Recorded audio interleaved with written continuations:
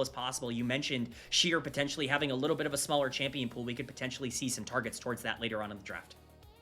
Well, I'm already seeing Rumble not getting banned. Okay, there we go. I was going to be like, Sheer is going to B1 this if you let this go through. He will immediately take it. That's one of the 2 Sheer champions. Orianna gets banned away. There's a lot of interesting mid lane combos, but all right, Croco, I think he's been one of the better Jarvan players of a lot of the junglers in this group, so I don't hate that at all. Yeah, I mean, 100% win rate. I mean, you're going to say that a lot about Croco in general, but the Xin Zhao's really kind of been his go-to in game number 1. It's really been able to allow him to push the game forward and kind of control a lot of the skirmishes a little more efficiently. It's interesting to see something like the Jarvan be the priority because it is a bit more team-focused in a sense where it kind of wants that cooperation with the mid laner. It's going to be the Xin Zhao picked up on the other side here for Heng, and we talked about him being such a big piece, being top 3 in both damage and gold percentage of every jungler in the league. He is the central figure on this team, and he's going to have the chance to prove that with a lot of action in the early game with that Rise. Yeah, we didn't have any marquee matchup head-to-head stuff, but the marquee matchup of this series is going to be the junglers. So Croco and Heng have been doing the biggest lifting for their teams respectively in the comparative matchups. I also think really quickly the Jarvan is very interesting to pick when you see that Rumble and Orianna are banned away. Those are like the 2 best pairings, I would say, for that Cataclysm. So interesting to see that Croco still wants the Jarvan, as we will get the classic scaling matchup that we will never escape from 2025. Won't escape at any time in 2026. It is going to be the Rise Azir matchup for Tangyuan and BuLLDog. Yeah, it makes a lot of sense. I think you take that Jarvan early on because you want to make sure the Xin Zhao doesn't have as much priority to be able to skirmish. Jarvan does a really good job of being able to shut down a lot of Xin Zhao's early pressure if you play him correctly. But with that Gnar taken, it does kind of, lay down that, hey, we want Sheer to have as easy of a time on that top side as possible because we have Jarvan Azir. BuLLDog is very comfortable on Azir. It's one of his most played champions throughout his entire career. And getting into a spot where you can theoretically outscale this Rise, be able to have a playmaking tool in the late game, and be able to deal damage. You have the engage tools. The Gnar's going to be able to dive the backline. The Jarvan will find priority targets, hopefully with ultimates. I mean, you've set yourself up nice here, but you've got a lot of pressure on the other side as well. Side lanes in particular with Jackson Rise. I know the Azir is such a good look here for BuLLDog. I know it's like recency hindsight bias, but man, whenever I see Jackson Rise, I'm glad Galio's worked its way back into those Group of Ascend matchups because this would be such a disgusting Galio angle to go for. But it is not going to be. It is going to be, you talked about, I want to give you credit that Sasi, one of his more reliable damage carries, is this AP Jax. So him getting that through is significant for LGD as we start rolling out Phase 2 bans. And missing one of our best enchanter players is already pulling a Karma ban. And there's YCX's best enchanter, most support's best enchanter, the Lulu, both coming off the board. Would not be surprised to see even more enchanter bans get thrown out here. Neither bot lane really wants to give up 2v2 pressure. With the way that these drafts have gone on, I think both of them are going to want to make sure that they can control that. Going to be a lot easier for LGD, obviously on red side, to make sure that you have that. But as you pointed out, Sasi was a player who, really kind of was a pioneer of AP Jax in the LPL for a little while. I believe he played it once last year as well, and he's got a couple of games on it already this year. Their one win over LNG earlier on this year was on AP Jax. He was able to completely destroy some team fights later on in that game. Certainly going to monitor how important he can be towards this one in general. But again, more support bans getting thrown out, some big enchanters still available, and a lot of the engagers still on the table.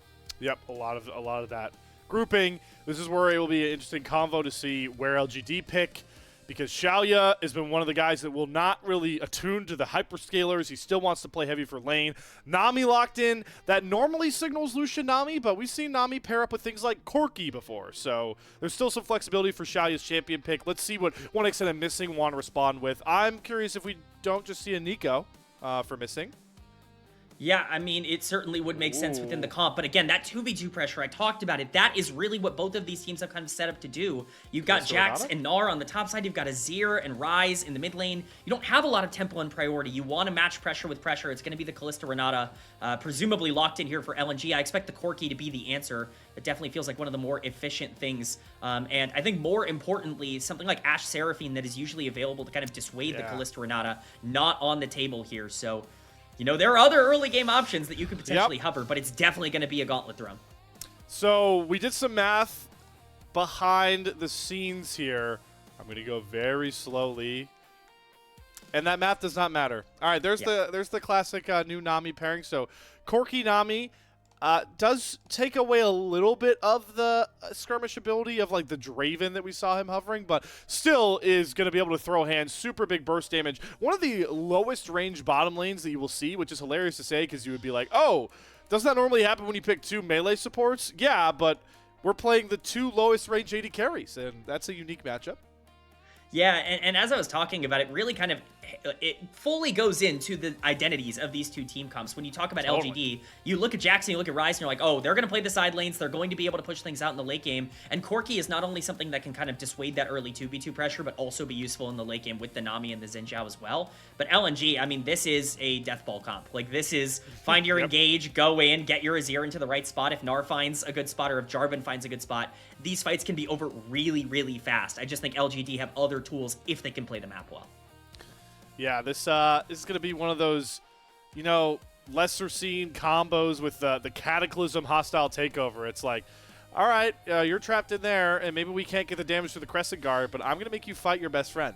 And then we're going to come in for the boomstick. So, it's a very intriguing matchup. I always find it a lot of fun when we can see Renata in the game because I think she is such a high skill ceiling champion in her kit that she can really warp games.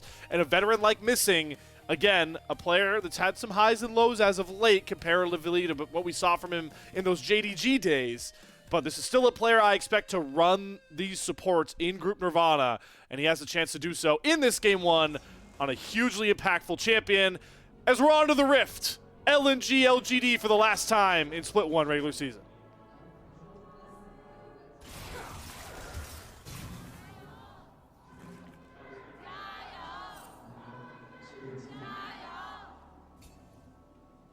All right, we got some LNG fans in the building, rolling out the GIOs.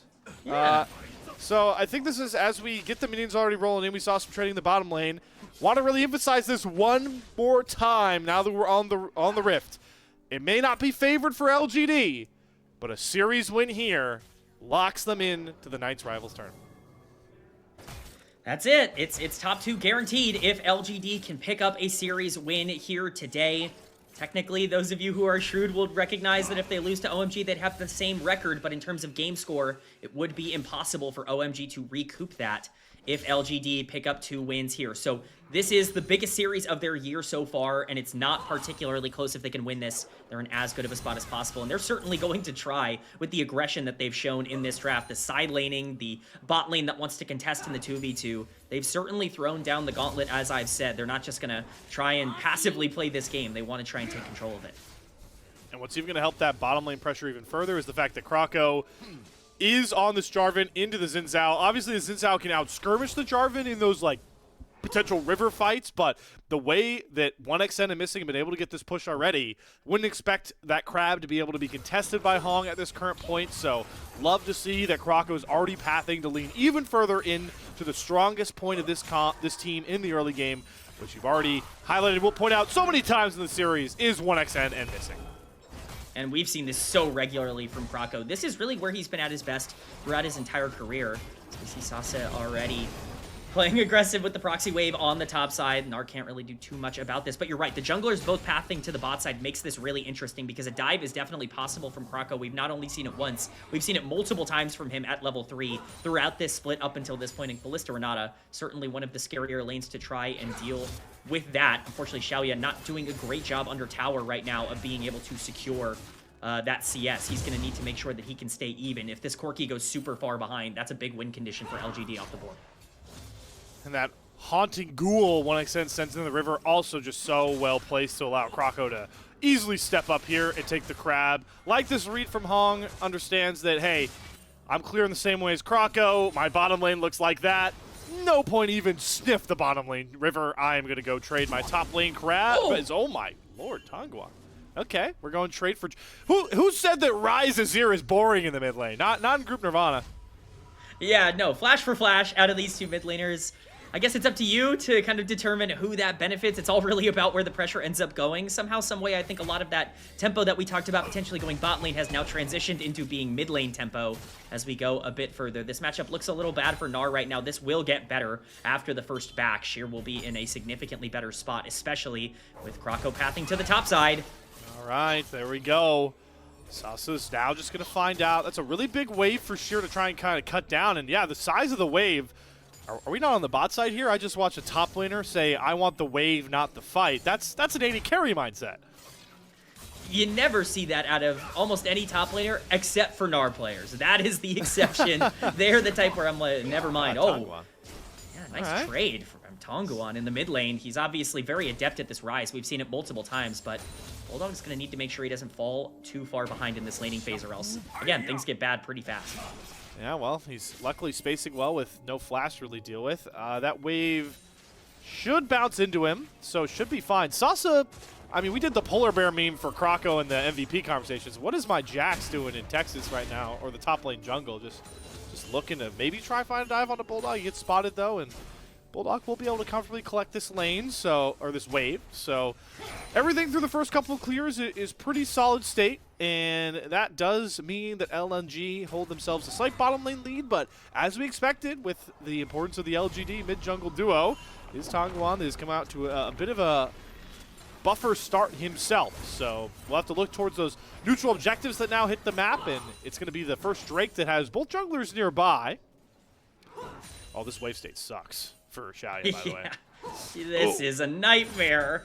Oh no, like this is the worst case scenario if you are Corki. You are sitting in a spot where you draft Corki Nami. Again, I talked about this in draft. Both teams set up early on to draft a 2v2 that they wanted to dominate, and you would think that would favor red side, but not so much here. Sasa gonna pressure in. You never really know when Jax wants to pop that ultimate to trade out, so him just looking for the pressure right now makes the most amount of sense. But with that Infernal Dragon on the map, right now you see the Rise roaming down. LGD have all of the tempo here, despite the bot lane lacking pressure. Oh, 1xN, we got to be a little wary here, knowing mid lane is not showing. Heng gets spotted in the Pixel Brush. And the most aggressive bottom lane group Nirvana has will comfortably back out with Croco nearby. Tangyuan is still off the map here with ultimates. Handshake for Missing to get two people off. He's going to flash over the fat wall, but here comes the Realm Warp. Tangyuan is going to find Missing. Bailout is going to go down, but I don't think there's going to be a trade kill in time. It's first blood over to Tangyuan, and 1xN cannot find that trade. Good use of the roam threat of Rise to get LGD on the board first. Exactly what I was talking about just moments before. Tangyuan had full priority in the mid lane. Croco! Oh my god, Croco's going in. The stream and shovel from BuLLDog is nice, but Heng is one auto short. BuLLDog has to trade his life just to find that kill. LG are trying to ruin this dragon take, but now 1xN is found far too forward. Has to follow the same flash path as his support. And yeah, sure, LNG, you shut down the first Drake play, but it comes at a price. And it might not even be over. Does Croco actually want this? I mean, flag and drag knock up. I don't know if he could get it. He flashed over the wall. Tangyuan just takes the kill. LNG come out sputtering to start this series. I don't understand the decision-making from LNG here. LGD have full control. I was talking about that previously with the Rise being able to rotate down with that mid lane pressure. You're always able to make that play on the bot side first with the way that your mid lane is set up, and LNG just think they can outplay it. They think they can fight, and they step too far forward. The second part of that fight is even more egregious. So much gold going into the pocket of some priority carries for LGD. Talked about Tangyuan being a big deal for LGD, and he's got a 500 gold lead at 7 minutes. Already well on the way to get that Roa sorted out as early as possible. Such a good sign for the Rise. And yeah, I mean, the first head-scratching play is to even just be in this position knowing Rise has been off the map for what, 15 seconds by this point? Yeah, it's got to have been something like that. Remember, Rise got the early back, so Azir is still here just pushing because that's the timer, right? Like, Rise is always going to have priority to be able to push the wave out. Croco at this point goes in because he wants to try and make this combo play to burst down Heng, but the problem is they don't have the damage at this point in the game to instantly kill the Xin Zhao. Even if you do, you're always trading your Azir in this instance. It burns 1xN's flash, which almost entirely gives over lane pressure to LGD if they want to play for this in the jungle now as well. And the dragon is still up. Croco takes the greediest back you possibly can take in the Rise, gets to benefit from it. You're not in the worst spot possible, but now it looks like Grubs are going to go down in favor of LGD. And that's big, right? This is a Jax Rise comp. You're giving 3 Grubs over to for a Death Ball comp that desperately needs to team fight and pull this LGD roster into their space. So these 3 Grubs are going to make, you know, BuLLDog and Sheer's life living hell going into the mid and late game. It's going to be really tough. This is the way you need to start this game. LGD with a fantastic start. Remember, this is the only team to take a game off of LNG so far this year in the LPL. This is a good position for them to be in, but they still need to push forward. Shaoye is still very far behind on the bottom side. This lane will not get easier for a while, even with the flash burned. It's all really just about the tempo you want to put in, but we can see junglers, at least right now, on the bottom side clearing down. Yeah, and some of LGD's lowest points and matchups we felt they were favored in to get them to this 2-2 spot have been mid-games out of decent laning phases. So there's still a lot for them to show and grow as a team in that aspect. Also does help, as you called out, that Sheer has done a much better job in this top lane matchup. He actually sports the big gold lead that keeps LNG pretty tied up by this point, and going to pick up another plate to just send that a bit further into his favor. But that first dragon still being on the board. Yeah, Croco is stiffing out. He's going to start it, but Tangyuan is still looking for these realm orbs. Love to see him utilizing such a key part of Ryze's kit in the early game. This is the benefit of playing into Azir, is that you have a lot more proactivity on the map to be able to utilize. Croco going to start up the dragon here, but Heng is in the area. I doubt he wants to stick on this too long. LNG of the inside track, but this could be a decently dangerous fight with a very strong Ryze. Sheer continues to chunk out Sasa. Both top laners are going to have TP available if they want to go for a fight here. Croco will make his way back towards the Drake pit. Still on that ward, but luckily for him, I was going to say Heng is pathing towards his top camps, but he's going to sack them and walk back down here. Shouldn't be spotted for a while. Tangyuan is going to take a reset. He's going to TP in. He has Realm Warp, but I fear LGD are just a little too slow to make this play work, so it luckily won't cost LGD's mid laner too badly. Just has to walk a bit further back towards his mid lane. Oh my god, Croco, not another aggressive back. All right, he's out of there. So first dragon to LNG, they picked their timing right. LGD not able to find the collapse. Yeah, it really did feel like LGD had a good opportunity to potentially try and contest there, but Heng wants to try and keep his clear going, trying to stay efficient. Can't really do both, unfortunately. Gives over the dragon. The gold is dead even, and you may think that means a good game state, but look at where all of that gold is. It's a huge gold lead onto Gnar, and a pretty sizable one onto Kalista as well, and while both of those are important, you have to make sure you can start getting gold onto the damage carries throughout the late game here, specifically the Azir, who is starting to fall behind in the mid lane. Those grubs are certainly going to help LGD. This game state is very, very close. The next big fight could really matter. Oh, YCX now backing on a ward, has to use the tidal wave to get away here. Yeah, a lot of sloppy play from now both teams in the early phases on these back timers. Hasn't cost anybody except Croco too dearly by this point. But Sheer's lead just continuing to build in this top side. And he's got decent cover from, I mean, just look at the vision too on this top side right now. Like, you wonder why Sheer is willing to like constantly shove these waves into Sasa. The entire topside river and jungle of Heng is lit up blue right now. And this is what I was talking about earlier when we watched Gnar kind of getting, bullied out early on by the Jax. That was not going to last that way for a very long time. Gnar becomes very, very powerful in this lane very quickly, as long as you are able to play the matchup well. And Sheer's going to be in a spot where he's just going to keep getting more and more plates on the side. Eventually, this Jax will be able to start catching up, but it's all about if you can capitalize on that Gnar pressure as early as you can. Bot lane definitely going a bit more even right now. Missing is level 6 to YCX's level 7. 1XN will have a bit of a level lead because of that, but certainly something to keep in mind for supports later on. Now we got Croco hoverings too. Sheer though, I mean, sound like a broken record, but it's so difficult for him to farm. And Tangyuan is finally going to figure out how many wards are available, and those were in prime Realm Warp spaces as well. Oh, YCX going to face check into a Cataclysm. Flag Dragon is going to miss. So is the Flash Handshake for missing. His support's trading Flash nonetheless, and well, Croco's feeling pretty brash. He's going to come around and maybe look for a dive or cut off their escape path. Heng does take the blast over the blue side wall, so he gets nearby. Croco going to Flag and Drag away. There's a lot of LGD members do come off the map. There's the tidal wave back up. Croco's going to dodge that one. The double bubble has to be flashed, and Fate's Call pull the support out of it. If that lands, definitely an LGD immediate collapse, but LNG are going to be able to back out again, having to burn some critical summoners over-aggressing. Yeah, it's an aggressive play, but I think it's one that actually makes sense for the game state that they're in this time. I do really like the anticipation to potentially try and go for a dive on the bot side, but it's well protected by LGD. Again, well done by 1XN to be able to use that Kalista ultimate to pull back missing. Remember, he used the flash to try to handshake earlier. He was dead there if you do not burn the ultimate. So overall, pretty well played from both sides, and it ends up with no kills. So still the same kill count, but LNG scrapping back in the gold department somewhat, still leaning on this top side. Yeah, you pointed out though, Shaoye has evened out the gold despite being about a wave and a half, 2 waves and a half down now into 1XN. But we're getting people out on the map here, Missing and YCX both in the top river. There's the here we Realm go. coming in, but the hostile takeover is well timed from Missing. It's Tangyuan and Heng throwing hands at each other. The Crescent Guard's gonna pop, so BuLLDog can't get any damage down. Missing has the bailout. He finally will get knocked low. Missing should fall. BuLLDog is being ushered away by Shaoye. The bubble coming out of YCX versus the BuLLDog flash. Tangyuan to flash after and shut down Croco. LNG wanted the fight, but they didn't realize they didn't have the numbers to scrap. Oh, and we're not done. Sasi's popping ult on the top side with the flash. Oh my god!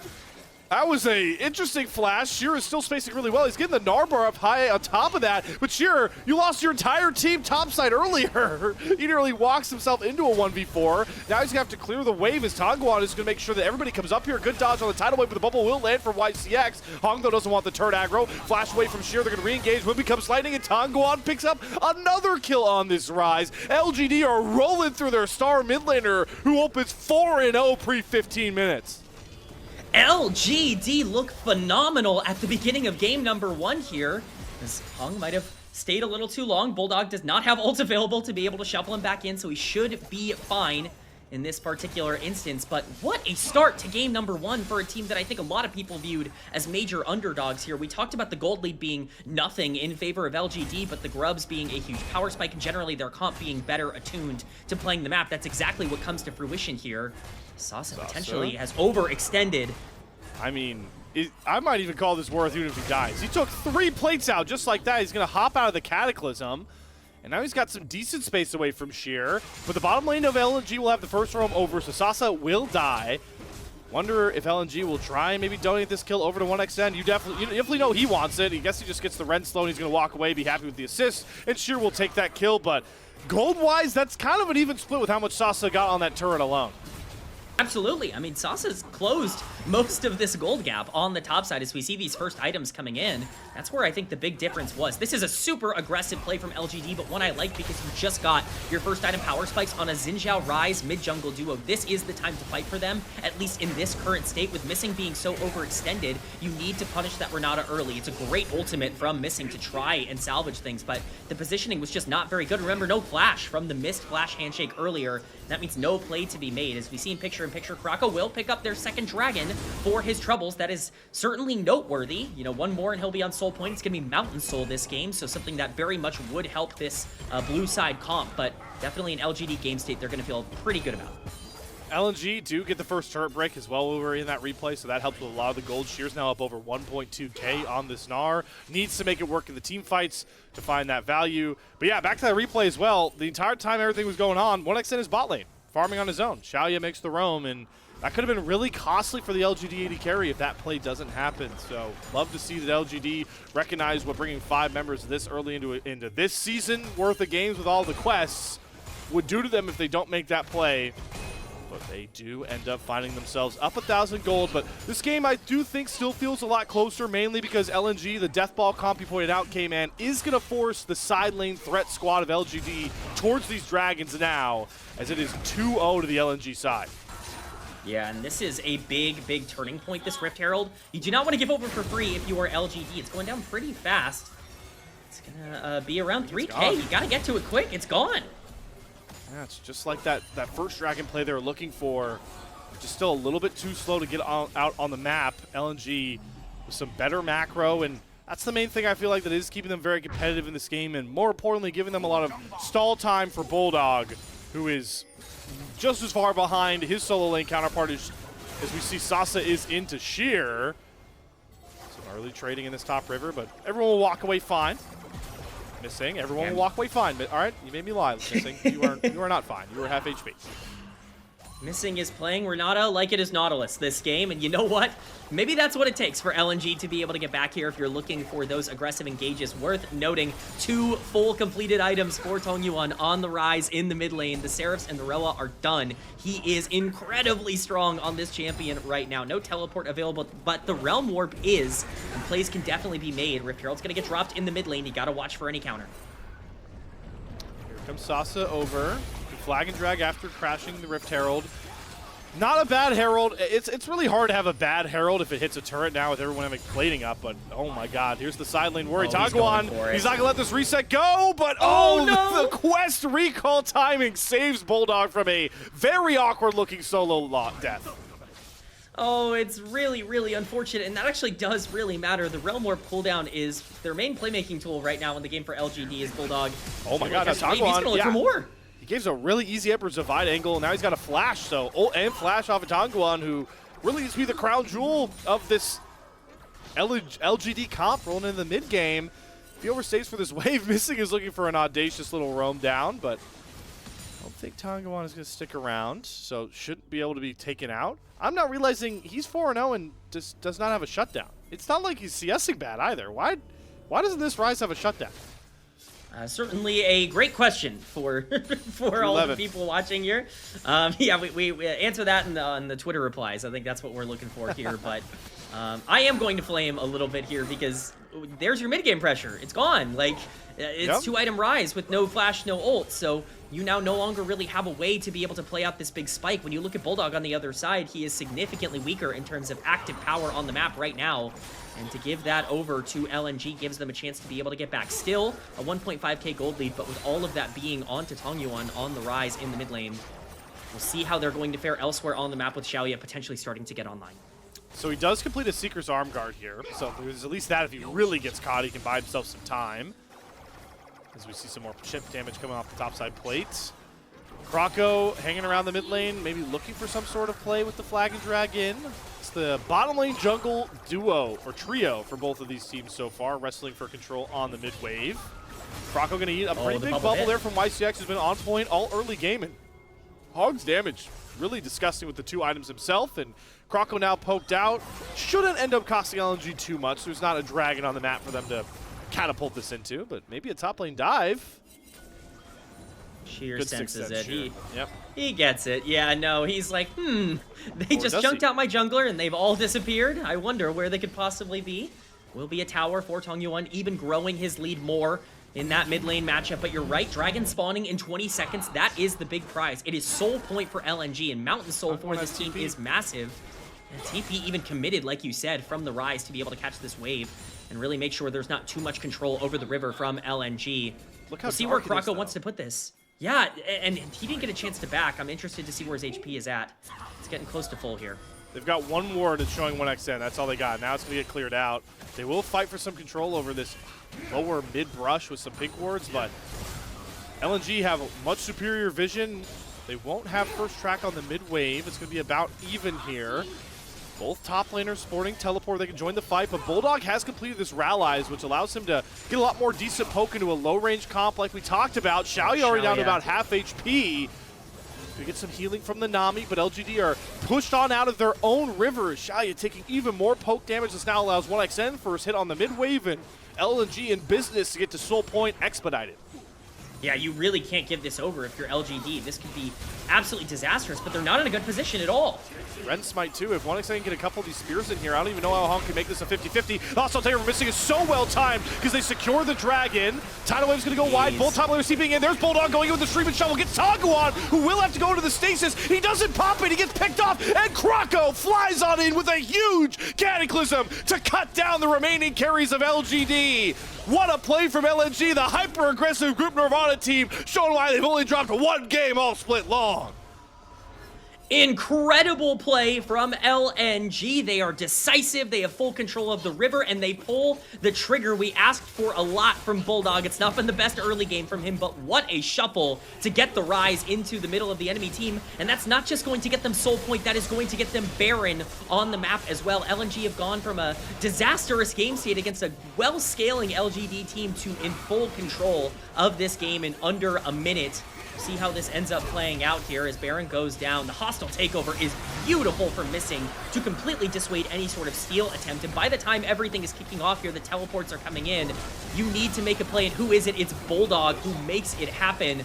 It's a fantastic pick onto the player with the most amount of gold in the entire game in Tangyuan, and it's sheer. It's Croco that clean up on the back end with their damage. Remember, Gnar had a massive lead as well, and it's very well executed. LNG have just been better in these big moments, and they showcase it again here. Man, Missing, you are going to get a lot of people watching this stream to int on Renata the way you're playing this champion, man. No one's going to get away with the things he's been able to get away with in some of these plays. Very nice to see. And we talked about it, sputtering LNG early, but I think they've just been so sound on a lot of their mid games, and like we talked about, that hyper aggression is just so hard for a lot of these Group Nirvana teams to really contend with correctly. And yeah, it kind of feels like they might have ended the game off of that one play alone. The gold lead won't really show it, but they've got the Baron power play already going here. Croco is decently out of position here. The Rune Prism's going to land. 3 Talon Strikes should get a knock-up into the Tidal Wave. He's going to commit the Cataclysm. He gets caught, and now you've got a TP in. I believe this is BuLLDog. He's going to flash for the Stream Shuffle onto YCX. Hostile takeover is only going to hit Heng as they find a trade, but they've set 1xN running wild, trying to get this Rend. Shaoye gets popped just like that. The Callista is blinking all around LGD as the superstar AD for LNG cleans up a messy fight. No kills, no problem for the Callista in the early game. It does not matter that you are playing a champion that's supposed to destroy the 2v2. He does so isolated in lane, get some things put against him in the mid game, but he is back and he is better than ever. 1xN has shown time after time the ability to step up in these big moments, and he does so again here. This looks like a great pick onto Croco. He's way overextended by himself. There's no team support in this area. It's a really nice ultimate coming in from Tangyuan, not Tangyuan, sorry, from YCX on the Nami to be able to catch him out at the end of that. But unfortunately, this is a 4v4. Look at the Jax on the bottom side of the map. You don't have a numbers advantage despite taking down the Jarvan early on in the fight. And as much as you think you have control over this, the moment that Callista gets onto the Corki without any damage being put back onto the AD carry, stronger marksman's going to win. The marksman with more health ends up surviving and winning. Now he's up to 3 items. I mean, that's with the chain vest as well. He's got, or the Warden's Veil. He's got basically a full item over Shaoye. I wonder what that's going to build into. Is this some sneaky like Frozen Heart tech because there's so many auto attack reliant champions on the LGD side? Yeah, it definitely looks like that is going to be what is going to happen here. I think even more importantly to note though, Shaoye, we just saw it pop up, just ticked over to 13. BuLLDog the target, but he is out. There is nothing to gain here, and that's Realm Warp once again used onto cooldown. That is a big playmaking tool just off the table. Like I said, Shaoye just ticking over to 13. 1xN is almost at 16. The level difference in the bot lane is staggering right now. 1xN Flan Club eating good in this mid to late game phase. They're going to take down this tier 2 turret to build that gold economy even further. They haven't broken the base open yet for LGD, but the real prize is in about 45 seconds. So I'm loving the resets we're getting coming out right now. Maybe we'd like 1xN to take his back pretty soon here, but I guess he did just spend a lot of gold to pick up a lot of these big items, and he is further ahead than his counterpart, so we don't even need a 1xN reset, and LNG will move right back into this bottom river that if LGD do not take control of, the game will certainly end with Mountain Soul sporting the LNG side. You cannot deal with a Gnar Jarvan with Mountain Soul. There's no way for this comp to be able to play out team fights, especially when you're already not really built for the 5v5s. You have to be able to control this area, and that's going to start with vision control. Watch the rise on the bottom of your screen. Being able to pressure things out is super important here. He can step up. It's going to make a lot of difference for LGD. Croco looking aggressively, he's gonna flash on the Shaoye, catches him in the Valkyrie with the Cataclysm into the hostile takeover. Shaoye is put in jail and sent back to a great screen as Sheer doesn't even get to go Omega before he finds a kill on to YCX, and that will about ruin it. Sasi is still in his push era, but everything else around him crumbling for the LGD team. That is Mountain Soul for LNG, and it's perfectly executed. Shaoye gets buffered out of his Valkyrie and just instantly dies caught in the Cataclysm. That is the danger of the Jarvan when played super aggressively. Croco is not the kind of player to wait for plays to come to him. He is going to create them on the map, and he did so there. LNG, you can say what you will about their early game. This is looking like the team we wanted to see here as we got past 20 minutes. Still would like things to be cleaner for the aspirations we have for this roster, but it is always good to see a team battle back when they are put at odds, no matter who the opponent is. And is that, oh, actually, so it's gonna be the Randuins coming out from 1xN. So that's the, I don't know how I feel about this. This is Randuins, though I'm not mistaken. Kman's the one where you're trying to reduce crit chance out of people hitting you, correct? Yeah, you got it. Certainly, you know, an interesting build here for 1xN. Not personally what I would have gone for, but I would have just wanted a Jack show. No, I mean that feels a lot. Absolutely. To go this vein. Yeah, right. Definitely feels like what I personally would have built in this instance. But you know what? 1xN's playing for LNG, and I'm casting the games here, so yep, I'll defer. Awesome point. I'll let him prove me wrong oh my first. God, we're still going for this. BuLLDog Okay, I mean, BuLLDog doesn't escape out of this one. Nice little flash, though, to throw Sasi under his own turret. Then he's going to Shuriken Shovel away from the Realm Warp. At least BuLLDog is buying hella time with this play. Sasi has to commit the flash just to find that kill. And what does LNG say? All right, you're going to send 2 people after our mid laner on the bot side. Thank you very much for the dance with the purple worm. Red Smite, good luck, Heng. If you outplay this, you are a legend. I don't even know if he'll really get a look here. There's the speed up pop for missing, and yep, so it's going to be top laner kill for Baron onto LNG. You know, a trade that I normally wouldn't opt into, but not really a lot to do here. It's going to be hard to fight 5v5 around these major objectives. We called this out even in the draft phase. This is what LNG are drafting for, this death ball comp, to be able to, you know, get everyone together, these 5v5s around Baron and around Dragon. That's what you want to play for, and just makes it so tough playing from behind. BuLLDog buying so much time, even getting the Jax's flash, really is just icing on the cake in terms of how things are going, and LGD might resort to some traps in the brush here. This is a covert tactic here. I wish I had a timer to see how long they're going to end up sitting in this brush. Well, I guess YCX is already committing the back. They spotted that Missing is kind of around in the area. Yeah, YCX, you definitely got to stick that back. So just trying to catch them on the one lane that is pushing decently in their favor. The only lane that LGD actually have a longer lane on. Heng is going to camp near Sasa, but mid lane's going to get pushed out. Missing's going to shift down. I assume when Extend could. They might find Sheer before then. He flashes out the counter-strike stun nonetheless. 3-talent strike will still get the knockup. Sheer's pretty tanky, but he doesn't have access to Mega. He's trying to run away as fast as he can, and Missing is here. Crestigar going to get popped. Handshake is going to find a double stun. Tidal Wave out. Going to miss. Bubble does find its mark. Heng's going to flash and allow Sasa to hop onto his corpse to get himself back out. But here's what I said with the Fate's Call throwing Missing into everybody. Sasa going to put up the counter-strike to try and block some of this damage. Stasis, not going to buy him enough time. He will fall. 1xN rents him down. Mid tier 2, bot tier 2, they're all falling as the Cataclysm falls onto Heng. YCX can get chased down by Sheer, who's running rampant. About to pick up onto Mega, and will clean this game out with a nice little Gnar ultimate. LNG wasn't the greatest start, but it's all about how you close in this game. And they're closing with a Nexus explosion to take a 1-0 lead and to put themselves one game away from securing the top spot out of Group Nirvana into the Split 1 play-in tournament.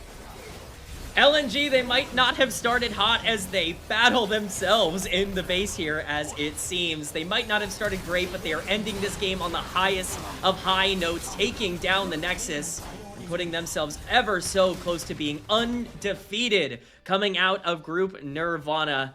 LGD, again, they put up a great fight at the beginning of this game. They did what they were supposed to do, but you can't screw up against LNG. You cannot make those mistakes, and that's what they did here. Yep, and that is a sign of a very, not just dominating team, but I want to say confident team, that even when they go down early, you give them an inch, they take a mile, kind of saying you get from LNG there.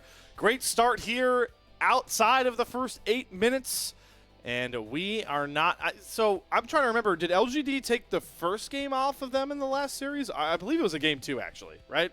It was game 2, so there's still hope. LGD fans, you still have some faith that, hey, we've done it once before. Oh, yeah, sorry.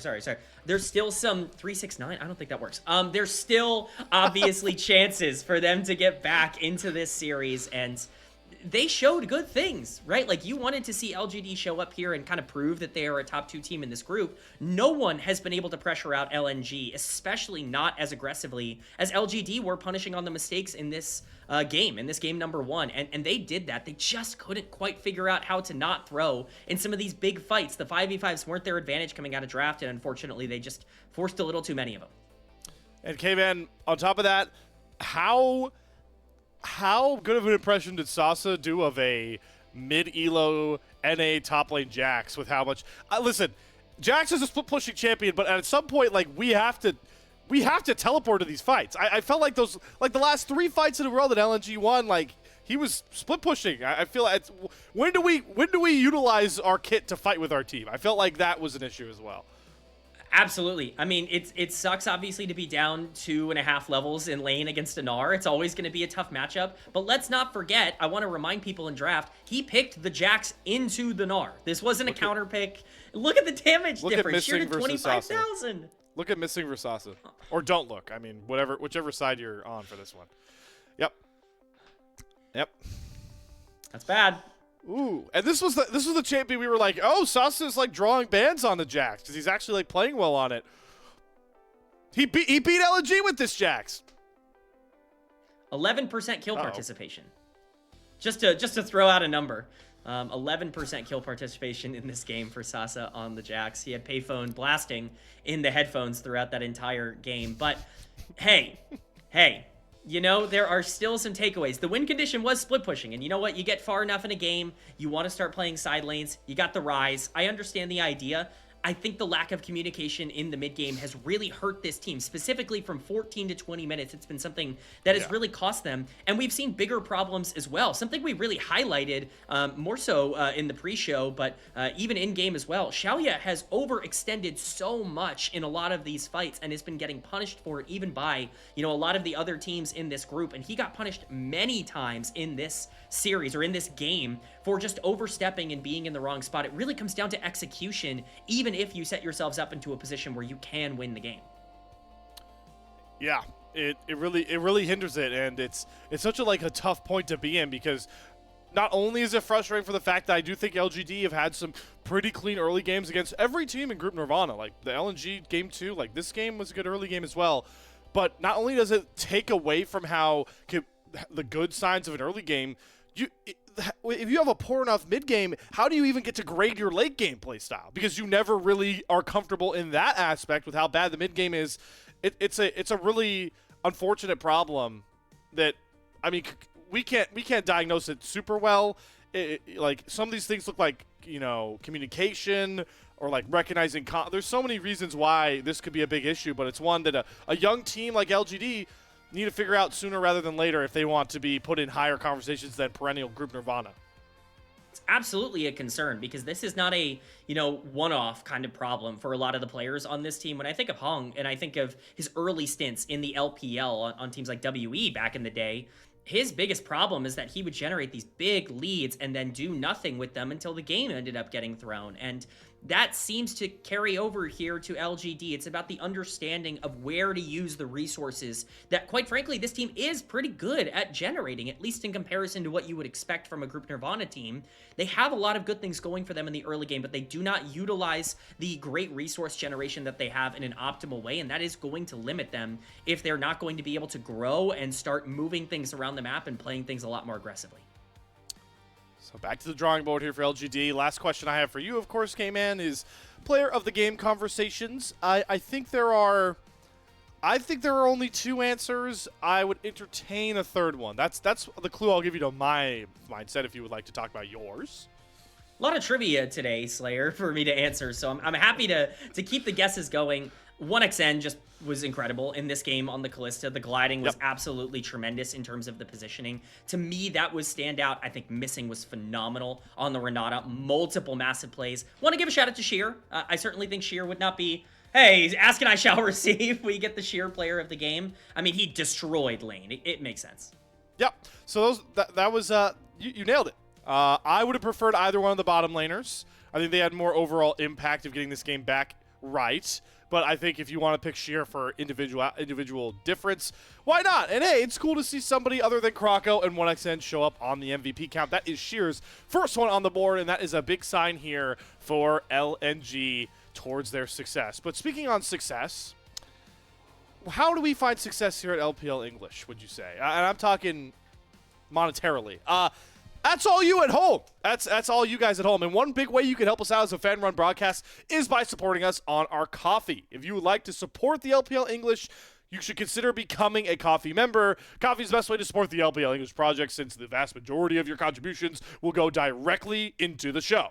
A lot of the initial payments go into upgrading the broadcast, but a huge bulk of it pays on-air talent and content creators. Subscribe to our Coffee. It is linked in the chat to unlock perks like early access to content and the ability to ask interview questions for our unique on-site interviews. And Kman, when we talk about unique on-site interviews, we're talking about interviewing your goats. Literally. My goats. We've got so much content obviously available on the YouTube and for Coffee supporters. Definitely highly recommend, and we are very thankful for every Coffee supporter that we have. Yeah, but we are also always thankful for every single one of you that show up day in and day out to watch the LPL English, come into the chat, debate about the most crazy things I've ever said, debated about the LPL English. But, you know, it's fun to see you guys have those conversations in our chat. But most importantly right now, it is awesome to be a 1xN fan as he balls out, LNG ball out, and they get themselves one game away from locking up the #1 seed out of Group Nirvana. We'll see if LGD can have a response similar to their last time in this series with a Game 2 win. Are we closing out Group Nirvana action early tonight? You'll have to find that out and more on the other side of this extended break.